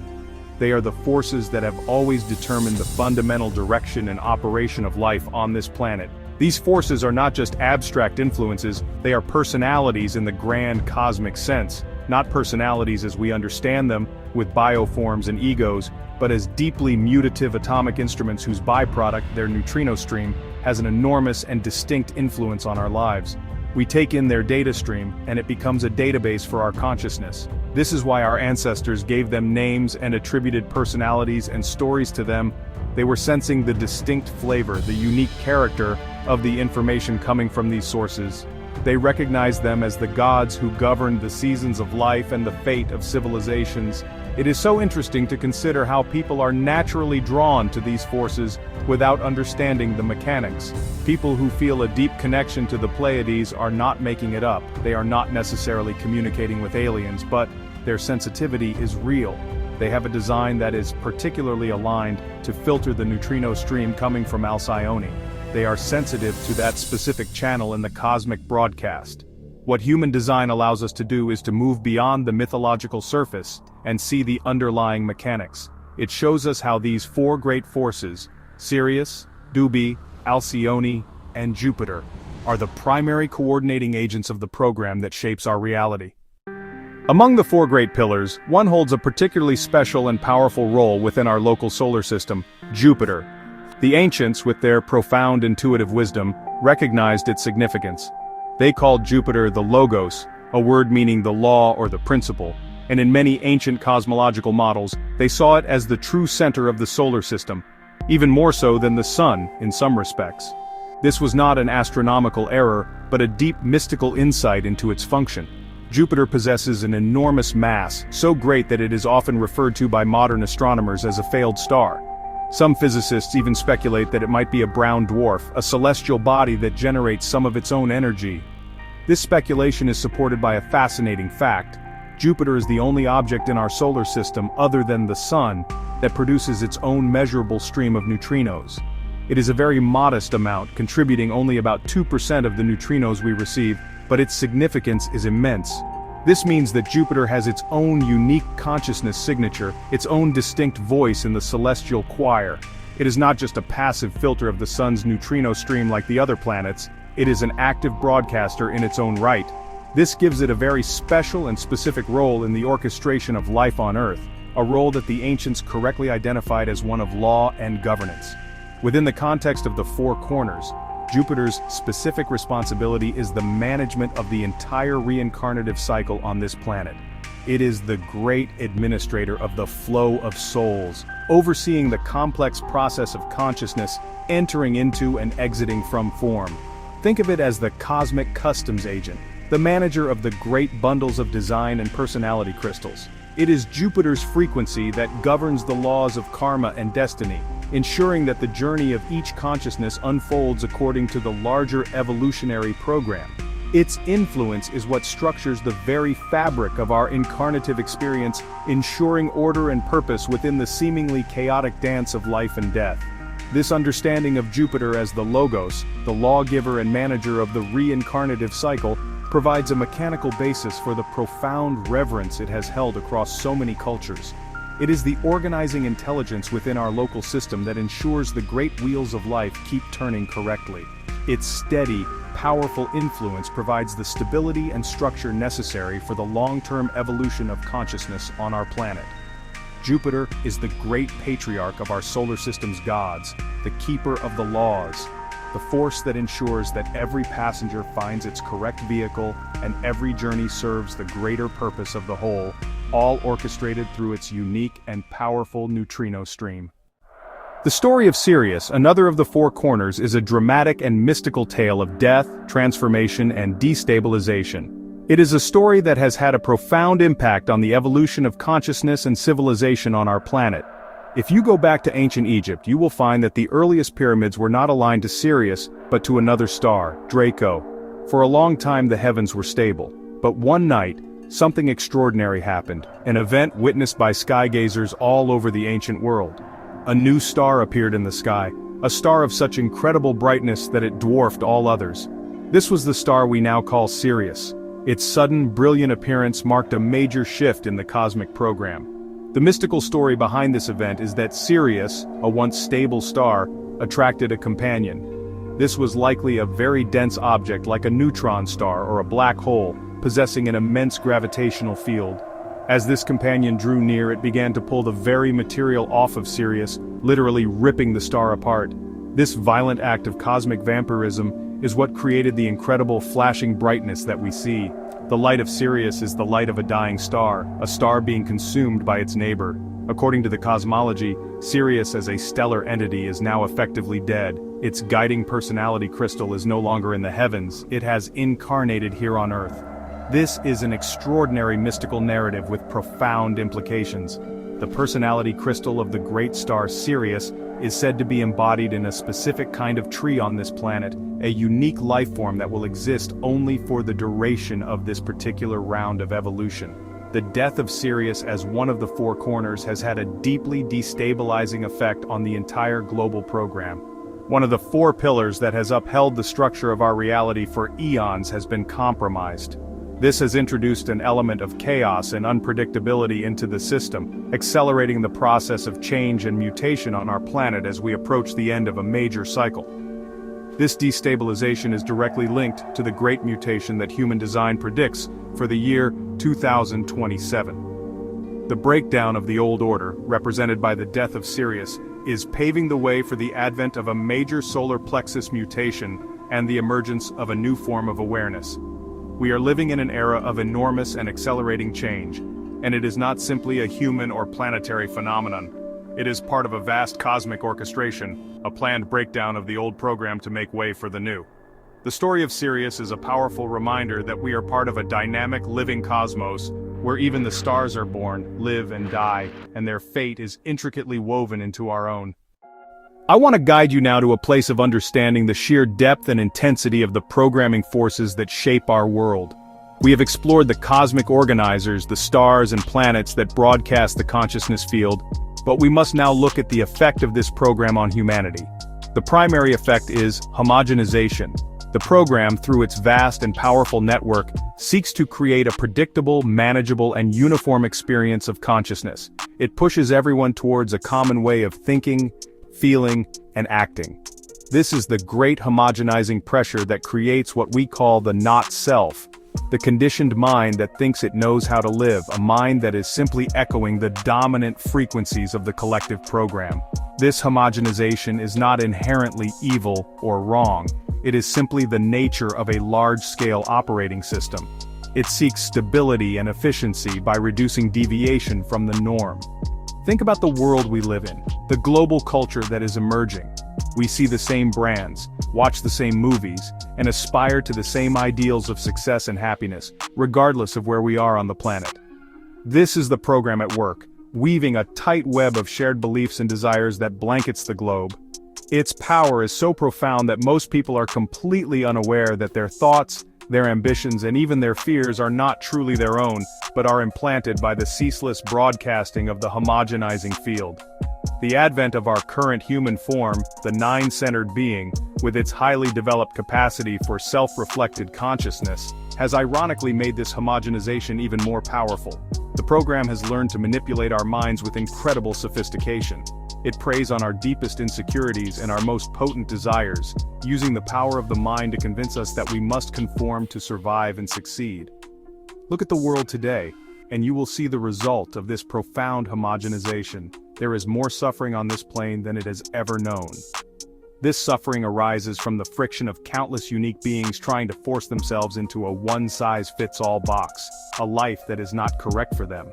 When we look out at the consciousness field, we see all the beautiful possibilities that are there for each unique individual. But at the same time, we see how difficult it is to access that potential because everything is so tightly woven together in this web of sameness.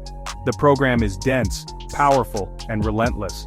It is the background noise that constantly seeks to drown out the quiet, unique voice of our own inner authority. Recognizing the sheer scale and intensity of this homogenizing force is the first and most crucial step toward breaking free from its grasp. You cannot escape a prison until you first realize you are in one. At the heart of our entrapment within the program lies a great and tragic vanity, an illusion that has been carried over from the age of the seven-centered being and amplified in our time. This is the vanity of believing that we are in control. We believe we control our destiny, that we are the masters of our fate, that our will can shape the world around us. We think we control our lives, our bodies, and our very consciousness. The deepest truth that human design reveals, a truth that is both humbling and liberating, is that we control nothing. Absolutely nothing. We are passengers in a vehicle that is being driven along a predetermined path, and our attempts to seize the wheel are the source of all our resistance. This wonderful flow of existence, this great cosmic dance guided by the magnetic monopole, is present in all forms of life. It is universal. All of existence is simply patterns and movement within this flow. We are all here, caught up in this vast movement, and there is nothing we can truly do to alter its course, any more than a single drop of water can change the direction of the ocean's current. The belief that we can is the pinnacle of human arrogance, an illusion fostered by a mind that cannot bear its own powerlessness. We build civilizations, technologies, and philosophies all based on this false premise of control, and in doing so, we move further and further away from the simple grace of surrender. I am not able to turn the tide of homogenization on this plane. Nobody can. It is a force of nature, a cosmic weather pattern that is simply part of the environment we inhabit. To fight against it is to waste your precious life force in a futile battle. The way out is not through fighting the program, but by understanding it. Through knowledge, through awareness, it becomes possible to step outside of the mechanisms of control. This does not mean you leave the world or transcend the form. The form lives on this plane and is always subject to its laws, but the consciousness, the passenger, can be liberated from the illusion. The first step in this liberation is the deepest, most profound letting go. You must let go of thinking you are in charge because you are not. You have to surrender the burden of being the master of your universe, a job you were never equipped for and were never meant to have. You have to begin to see that everything is a mechanism, a grand, intricate clockwork, and the only way to find your freedom on a plane that is mechanistic is to find your own correct mechanical way of operating. When you align with your own mechanics, you cease to be a cog fighting against the machine and become a unique and perfect part of its unfolding. The program we are living in is not static. It is itself part of a larger evolutionary cycle. And right now, we are living in a moment of profound transition, an endgame. The program itself is breaking down. This is not because something has gone wrong or because of some cosmic mistake. It is simply because everything in the universe has a beginning, a middle, and an end. The great cycle that has governed humanity for the last 400 years, the cycle of the cross of planning, is coming to a close. This cycle, which began in the early 1600s, brought us the structures of our modern world, our institutions, our governments, our societal bargains, and our focus on community and collective support. This cross of planning is what built the framework of our civilizations, creating the communities and support systems that have allowed humanity to flourish on a global scale. It is a program rooted in the tribe, in the bargain of mutual support for the good of the whole. But as this cycle comes to its end, the very structures it built are beginning to decay. We are witnessing a breakdown in the way our civilizations have developed and operate. We see it in the failure of our institutions, the polarization of our politics, and the erosion of trust in the old support systems. The world is entering a period of great discomfort, profound change, and immense suffering. Humanity as a whole is not equipped for this transition. We have been conditioned for centuries to rely on these external structures, to look to the tribe and its leaders for security and direction. As these structures fail, there will be widespread fear and chaos. The old program is dying, and the new program has not yet fully anchored. We are in the gap, a time of profound instability. This is precisely why this knowledge of human design has emerged at this specific time. It is a tool for the new era, a lifeboat for those who are here to navigate this transition with awareness, rather than being swept away by the chaos of the dying world. This knowledge is for us, the nine-centered beings who are designed to operate differently, to rely not on external authority, but on our own inner authority. It is here so that we can understand how to operate correctly as individuals, independent of the failing collective structures. It provides the means to live out the unique potential that is here for us.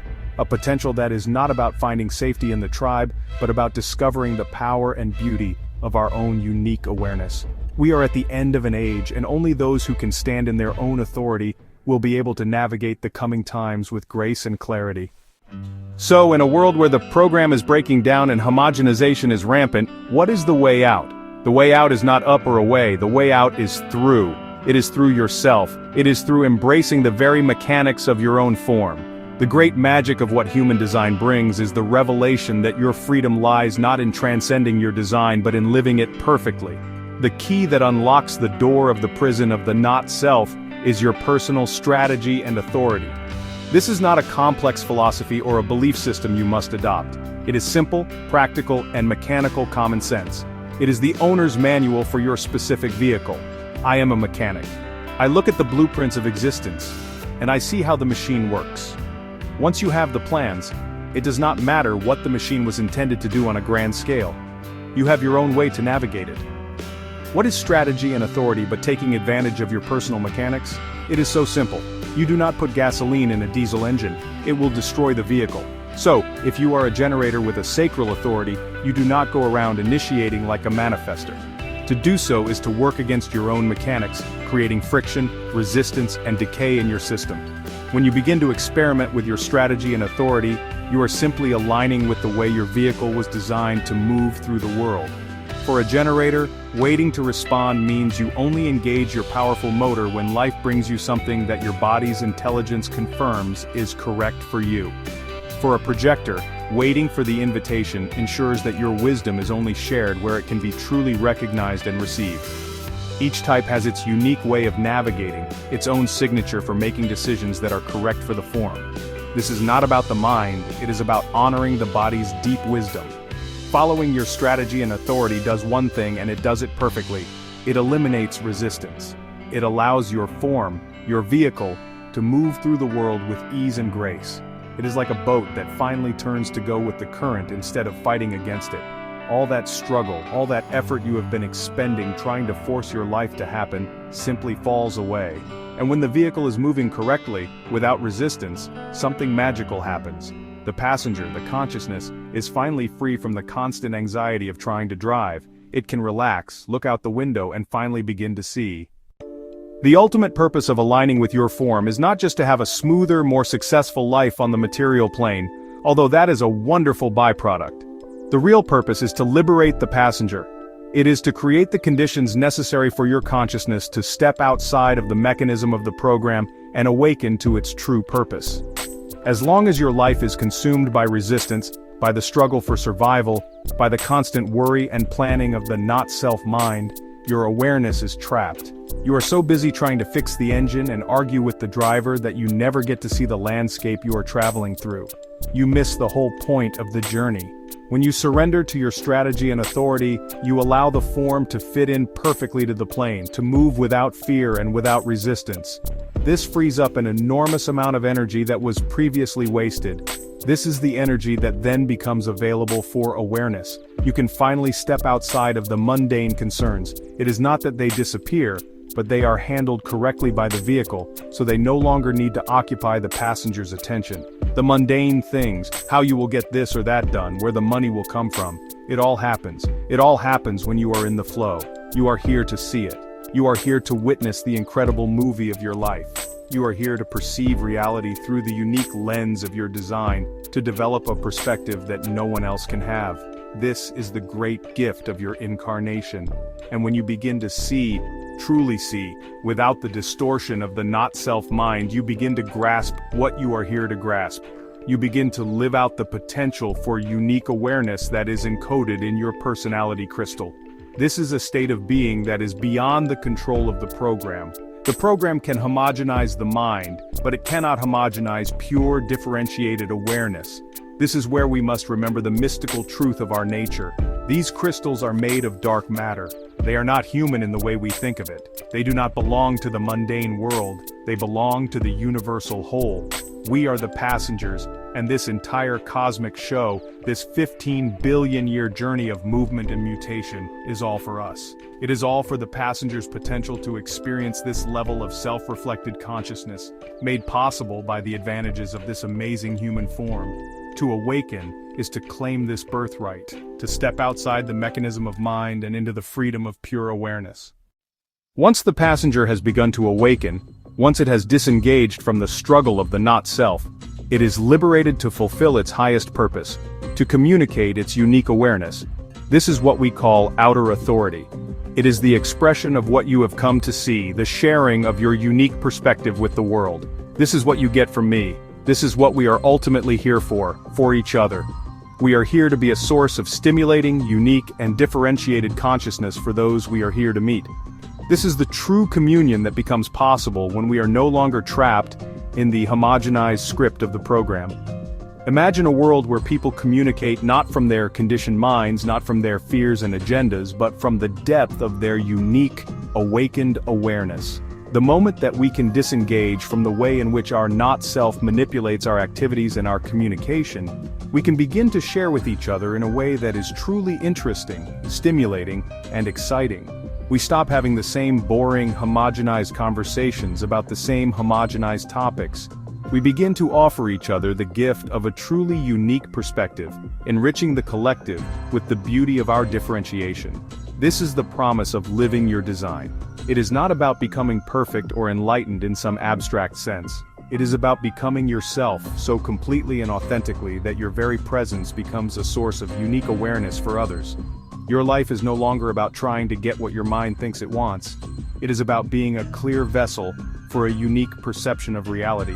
You are here to see something that no one else can see, and then you are here to express that, not to convince anyone, but simply to offer it as your gift to the whole. This is the fulfillment of the passenger's journey. The crystals of consciousness are truly amazing. They are everything, after all. And here we are, living inside this planetary shroud of consciousness, constantly being influenced by the collective, yet each carrying the potential for a completely unique expression. To break the program is to claim that uniqueness. It is to honor your mechanics, liberate your passenger, and begin to speak with the voice of your own authentic awareness. This is how we navigate the end of the old world and become the seeds of the new, one correct decision, one authentic expression, one unique passenger at a time. As we draw this exploration to a close, let us pause to reflect on the vast and intricate tapestry we have traversed. We began with the global orchestration directories, the gods, and journeyed into the heart of creation itself to the shattering of the primordial crystals. We have seen how these crystals of consciousness seated throughout the biverse are the fundamental building blocks of all existence, imbuing every form from a grain of sand to a distant star with the potential for awareness. This is not a philosophy to be debated, but a mechanical reality, to be contemplated, a vision that dissolves the artificial boundaries between the living and the non-living, revealing a universe that is vibrantly and totally alive in its very fabric.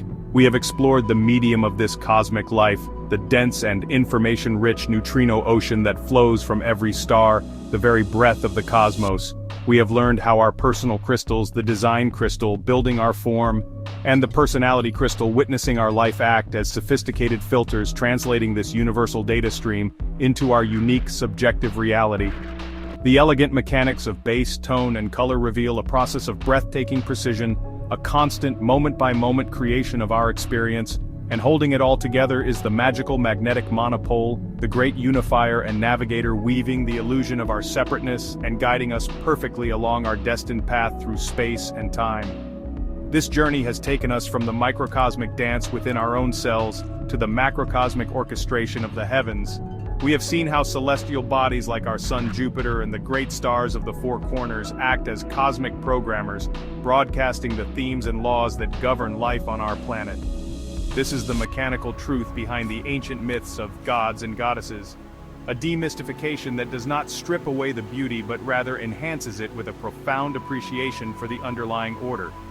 We are not victims of fate but participants in a grand, cosmic symphony, each of us a unique instrument playing a vital part in the magnificent whole, our lives intricately connected to the stars above.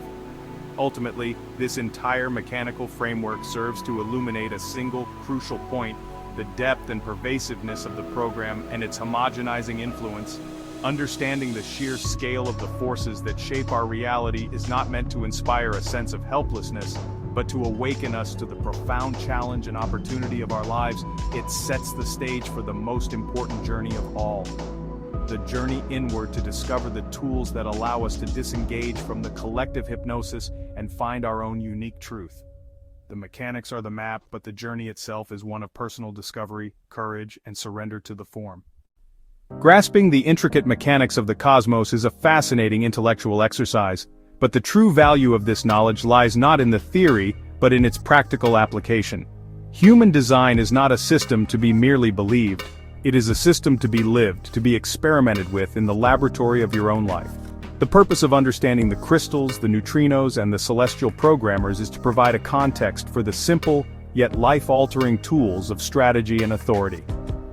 It is one thing to conceptually understand that you are not in control, but it is another thing entirely to have a reliable mechanical way to surrender that control in your day-to-day decision-making, moving from a life of mental anguish to one of physical grace. The journey of embodiment begins with a simple experiment. It asks you to set aside the beliefs and strategies of your mind for a time, and to trust in a different kind of intelligence, the innate wisdom of your physical form. For a generator, this means learning to wait for that deep, visceral, or UN from your sacral center before committing your energy. For a projector, it is the patient cultivation of self that magnetizes the correct invitations.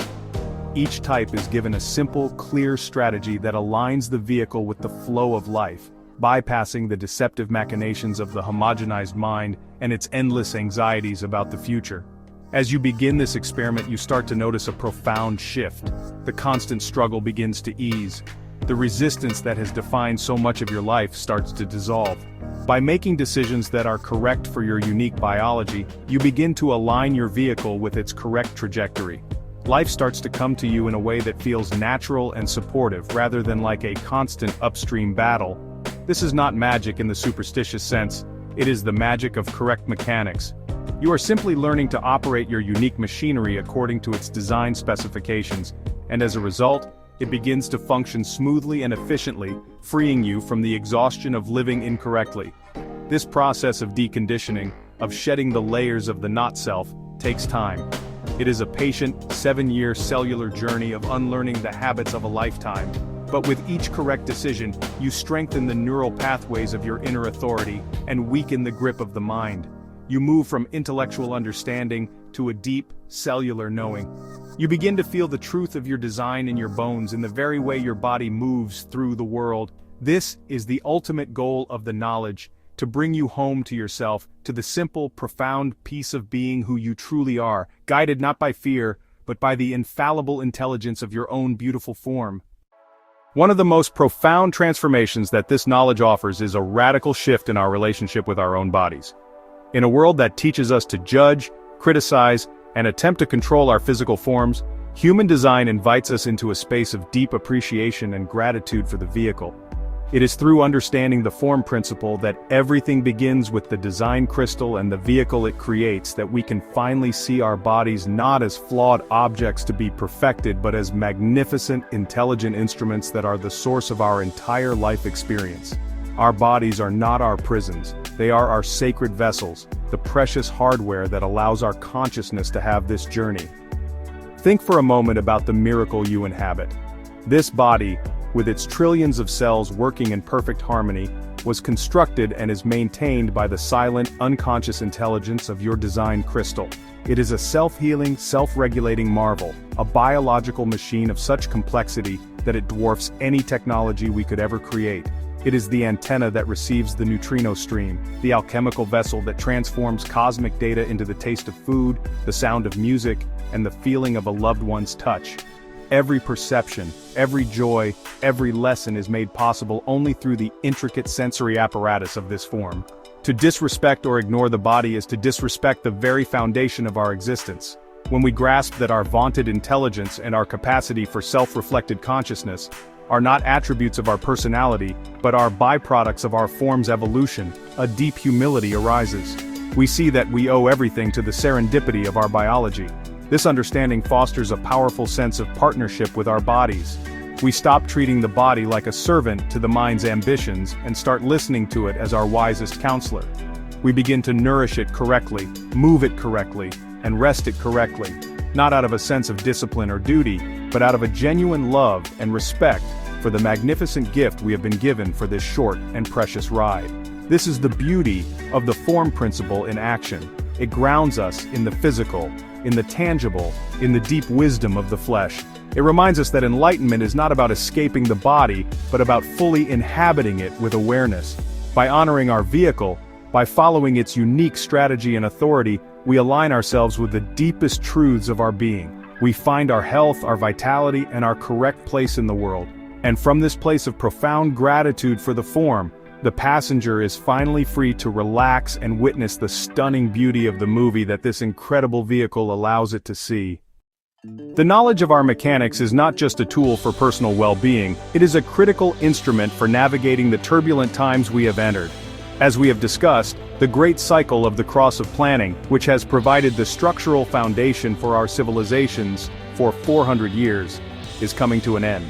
We are witnessing the decay of the old program, the breakdown of the institutions and societal bargains that have given humanity a sense of collective security. This is a time of immense change and uncertainty, a period that will bring great discomfort and chaos for a humanity that is largely unprepared for what is coming. A humanity still conditioned to look outside of itself for authority and direction. In the face of this global shift, the homogenized mind can only react with fear. It will grasp for control, cling to failing ideologies, and seek saviors in a world where the old forms of leadership are losing their power. The coming era will not be one of tribal support and community safety nets. It will be an era that demands individual self-sufficiency and radical self-reliance. The new program that is emerging is one that supports the unique, empowered individual who operates from their own inner authority, not the follower who depends on the tribe for survival. The old world of the seven-centered being is dying, and the new world of the nine-centered being requires a new way of operating. This is the profound value of what this knowledge offers us now. It provides the tools to disengage from the collective panic and to find our stability within. Your strategy and authority are your personal lighthouse in the coming storm. They are your unwavering inner compass that can guide you through the chaos when all the external maps have become useless. While the world outside is consumed by the drama of the breakdown, you can remain anchored in your own truth, making decisions that are correct for you, one moment at a time. This is not about selfishly ignoring the world's problems, but about ensuring that you are a stable, coherent force within it, rather than another victim of the chaos. The potential that is here for us now is not about trying to save the old world or build a perfect new one based on mental ideals. It is about the cultivation of awareness. It is about learning to operate correctly so that we can live out our unique potential as witnesses to this incredible transition. Our role is to see, to perceive with clarity what is happening, and to be a source of unique, differentiated awareness for others who are lost in the storm. By standing in our own authority, we become anchors of consciousness, beacons of sanity in a world gone mad, demonstrating through our own embodiment that there is a way to navigate these end times with grace, power, and deep inner peace. As we align with our form and find our stability, the passenger, our personality crystal, is finally liberated to fulfill its ultimate purpose. This purpose is not selfish or insular, it is deeply communicative. The journey of awakening from the homogenized program culminates in the emergence of what we call outer authority. This is the unique and differentiated awareness that you are here to express in the world. After a lifetime of being conditioned to think and speak like everyone else, you finally find your own voice, a perspective that is uniquely yours. This is not the voice of the mind with its opinions and judgments, but the voice of the witness, sharing what it has come to see from its unique vantage point. We are not here simply to survive or to accumulate experiences for ourselves. We are here for each other. The incredible diversity of human design exists for a reason, to create a rich and complex tapestry of consciousness. Each of us is a unique lens on reality, designed to perceive the world in a way no one else can. When we are living correctly, we process our life experiences through this unique filter, and the result is a specific flavor of wisdom, a particular kind of awareness. The purpose of this awareness is not to hold it inside, but to share it, to offer it as our contribution to the collective. This is how we enrich one another, and how consciousness on this planet evolves. This is the true meaning of communication. It is not the homogenized chatter of the not-self, the endless recycling of media narratives and conditioned beliefs. True communication is the expression of your authentic, lived awareness. It is what you have to say when you are no longer trying to be smart, to be right, or to get something from someone else. It is the simple sharing of your perception. When a generator shares what they have learned from their responses, or a projector shares their insights when invited, or a reflector shares their wisdom on the lunar cycle, they are offering pure outer authority. It is a gift that has the power to awaken and stimulate others in a profound way. This is the beautiful paradox of the journey. We must first turn inward, focus on our own mechanics, and become radically selfish in our commitment to our own authority. But this inward journey is what ultimately prepares us to be of the greatest service to the world. Only when we have disengaged from the not-self can we become a clear channel for our unique wisdom. The promise of this knowledge is a world where we can finally stop shouting our homogenized opinions at each other and begin to listen to the beautiful, diverse, and fascinating symphony of authentic human awareness. Each of us, a master musician playing our own unique and irreplaceable note for the benefit of all. In the end, this entire journey with all its complex mechanics and profound revelations leads to a single, simple, and deeply peaceful destination: the final surrender. It is a surrender not of defeat, but of profound trust. It is the surrender of the passenger to the perfection of the vehicle and its journey. It is letting go of the last vestiges of the illusion that you need to manage, control, or, understand your life with your mind. It is the deep, cellular recognition that you are being carried by a force far more intelligent and vast than your personality could ever conceive, and that this force is guiding you perfectly. You are simply here to witness the unfolding. This is not a passive state, but one of deep and active presence. It is the culmination of living your design, where following your strategy and authority is no longer a technique but your natural way of being. The resistance is gone, the fear is gone. There is only the flow, this wonderful, universal current of existence that carries all things. You see that everything is patterns and movement within this flow, and your life is one such perfect, intricate pattern. You can finally let go of trying to figure it all out, of needing to know what comes next, and simply rest in the mystery, trusting that you are always in the right place at the right time. The crystals of consciousness are everything, and they are everywhere. We live and breathe within a vast, intelligent, crystalline field. We are shrouded in the consciousness of those who have come before, and our own being is a galaxy of cellular life, all participating in this great cosmic dance. To awaken is to feel this interconnectedness, to see the beauty in the mechanism, and to embrace your unique role within it without struggle. It is to finally understand that you are not here to achieve anything, but to be the vessel through which the universe perceives a unique slice of itself. Your only job is to keep the vessel clean by living correctly. And so, we arrive at the beginning. We return to the simplicity of the breath, to the sensation of life in this form, to the awareness of this present moment. The great cosmic story of the gods and the crystals of consciousness ultimately leads us back to ourselves, to the profound and sacred opportunity of this human life. It invites us to let go, to trust our form, and to surrender to the magnificent, mysterious, and perfect flow of our own unique destiny. The journey is not yours to control, only to witness. And what a spectacular view it is when you finally learn to get out of your own way and simply watch the movie.